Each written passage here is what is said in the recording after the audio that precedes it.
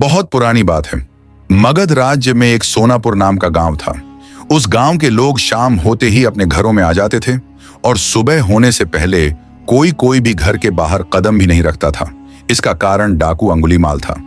डाकू अंगुलीमाल मगध के जंगलों की गुफा में रहता था। वह लोगों को लूटता था और जान से भी मार देता था। लोगों को डराने के लिए वह जिसे भी मारता उसकी एक उंगली काट लेता और उन उंगलियों की माला बनाकर पहनता। इसलिए उसका नाम अंगुलीमाल पड़ रहा। गांव के सभी लोग परेशान थे कैसे इस डाकू के आतंक से छुटकारा मिले। एक दिन गौतम बुद्ध उस गांव में आए। गांव के लोग उनकी आवभगत करने लगे। गौतम बुद्ध ने देखा कि गांव के लोगों में किसी बात को लेकर दहशत फैली है। तब गौतम बुद्ध ने गांव वालों से इसका कारण पूछा।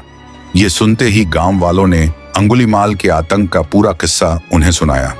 अगले ही दिन गौतम बुद्ध जंगल की तरफ निकल गए। गांव वालों ने उन्हें बहुत रोका पर वो नहीं माने।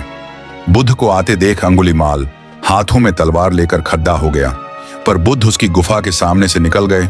उन्होंने पलटकर भी नहीं देखा। अंगुलीमाल उनके पीछे दौड़ा, पर दिव्य प्रभाव के कारण वो बुद्ध को पकड़ दश्च नहीं पा रहा था। थक हार कर उसने कहा, रुको। बुद्ध रुक गए और मुस्कुराकर बोले, मैं तो कब का रुक गया, पर तुम कब ये हिंसा रोकोगे? अंगुलीमाल ने कहा, सन्यासी, तुम्हें मुझसे डर नहीं लगता। सारा मगध मुझसे डरता है। तुम्हारे पास जो भी माल है निकाल दो, वरना जान से हाथ धो बैठोगे। मैं इस राज्य का सबसे शक्तिशाली व्यक्ति हूं।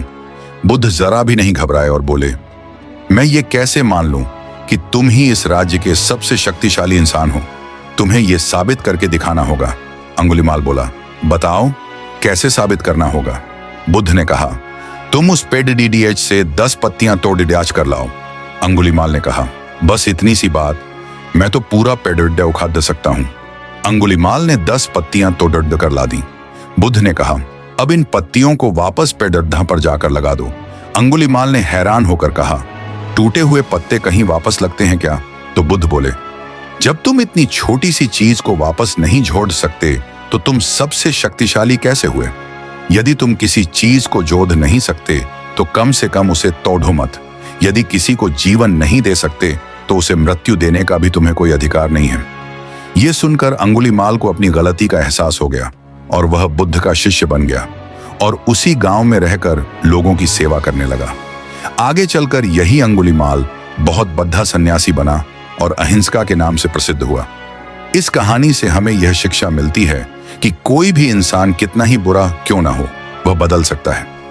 दोस्तों, अंगुलीमाल बुराई का एक प्रतीक है और हम सब में छोटे बड़े रूप में कोई ना कोई बुराई है। जरूरत इस बात की है कि हम अपने अंदर की बुराइयों को पहचानें और उन्हें खत्म करें।